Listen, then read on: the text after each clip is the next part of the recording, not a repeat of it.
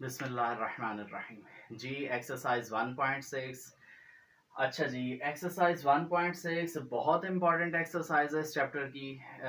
इसमें आपका जो लॉन्ग क्वेश्चन का फर्स्ट लॉन्ग क्वेश्चन का जो पहला पार्ट बनता है वो इसी 1.6 एक्सरसाइज से ही बनता है।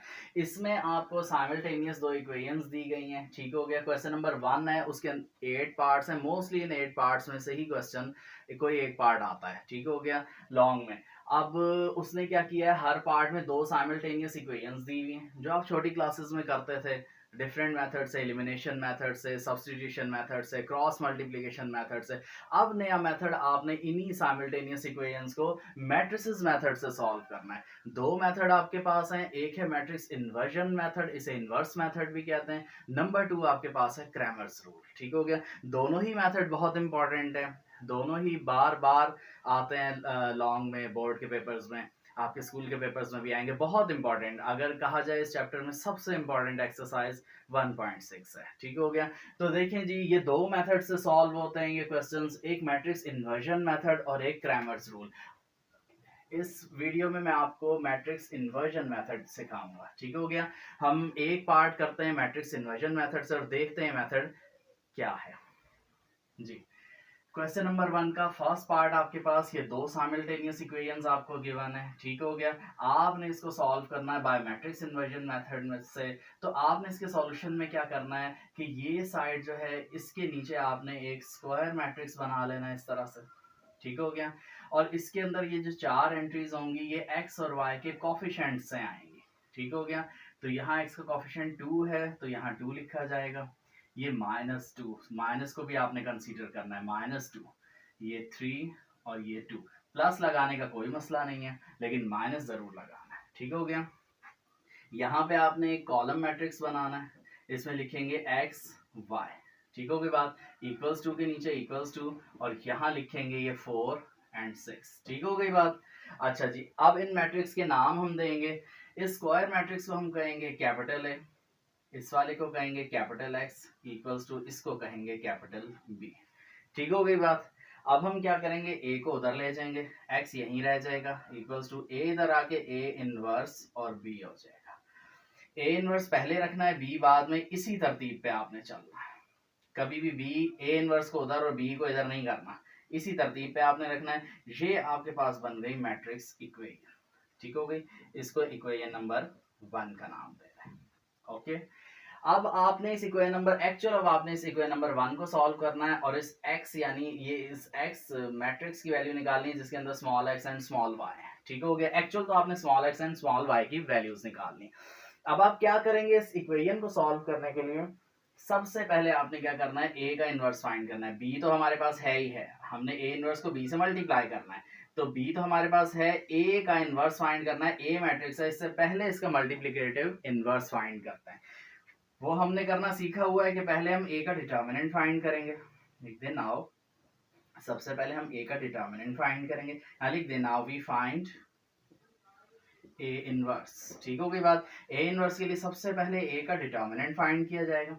a का डिटर्मिनेंट आप ये लिखें जी 2 -2 3 2, ठीक हो गई बात।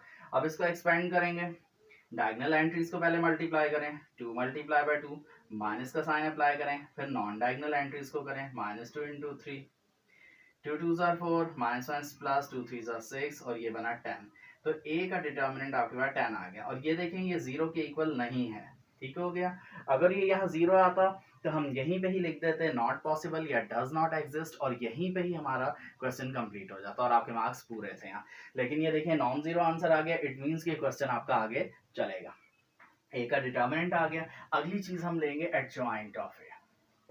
एडजॉइंट ऑफ ए हमने सीखा हुआ हम कैसे लेते हैं, यही ए का जो मैट्रिक्स है इसकी डायगोनल एंट्रीज की प्लेसेस चेंज करेंगे, 2 2 ये प्लेसेस चेंज होकर भी 2 2 ही रहेगा और नॉन डायगोनल एंट्रीज के साइंस चेंज करेंगे, इनकी प्लेसेस नहीं चेंज करनी, सिर्फ साइंस करने हैं। -2 +2 हो जाएगा और ये +3 -3 हो जाएगा, ओके हो गई बात। एडजॉइंट ऑफ ए आ गया, अगली चीज हमारे पास है ए इनवर्स।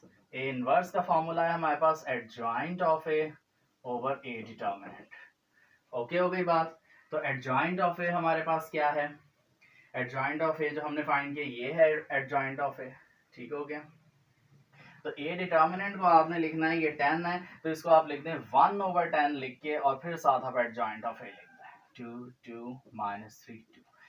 10 को मैंने डिवाइड इसलिए नहीं किया हर एंट्री से क्योंकि ये कंप्लीट डिवीजन नहीं होगी, फ्रैक्शंस बन जाएंगी। अभी आपने ए इनवर्स को बी से मल्टीप्लाई भी करना है, फिर वो फ्रैक्शंस की मल्टीप्लिकेशन, एडिशन, एलसीएम का इशू आएगा। बेहतर है 1/10 को बाहर ही रखें। ठीक हो गया, ये ए इनवर्स का आपके पास आंसर आ गया। अब हम कहेंगे ए इनवर्स जो हमने फाइंड करना था वो तो कर लिया, अब हम इसी को नंबर 1 को सॉल्व करते हैं। Solving equation number 1। Equation number 1 हमारे पास क्या है जी, x equals to A inverse b। तो ए इनवर्स लिखेंगे जी 1/10, 2 2 -3 2 और b आपके पास क्या है 4 6। 1/10 को ऐसे ही रहने दें, इनको करें multiply, first row first column 2 × 4 plus 2 × 6। First row second column है ही नहीं तो कर ही नहीं सकते, इसे यहीं क्लोज कर देंगे। Second row first column -3 × 4 plus 2 × 6, 2 4s are 8 plus 2 6s are 12, -12 plus 12, ये -12 प्लस 12 से कैंसिल हुआ 1/10। ये बनेगा आपके पास 8 + 12 20 और ये 0। अब 10 को अंदर डिवाइड करना आपके लिए बहुत आसान है। ठीक हो गया, यहां हम कर लेते हैं। पहले 20 को 10 से डिवाइड करेंगे और फिर 0 को 10 से डिवाइड करेंगे, 0 0 से कैंसिल हुआ, ये आ गया 2, 0 से डिवाइड होके 0 आंसर है। ठीक हो गया, और यहाँ पे आपके पास था कैपिटल X था यहाँ पे, और ये कैपिटल X एक्चुअल क्या था, X एंड Y का मैट्रिक्स था। यहाँ लिख लें बेशक X Y।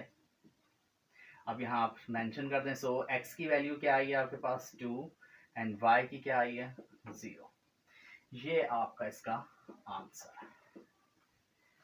ओके, ये आपका कंप्लीट मेथड है, मैट्रिक्स इन्वर्जन मेथड।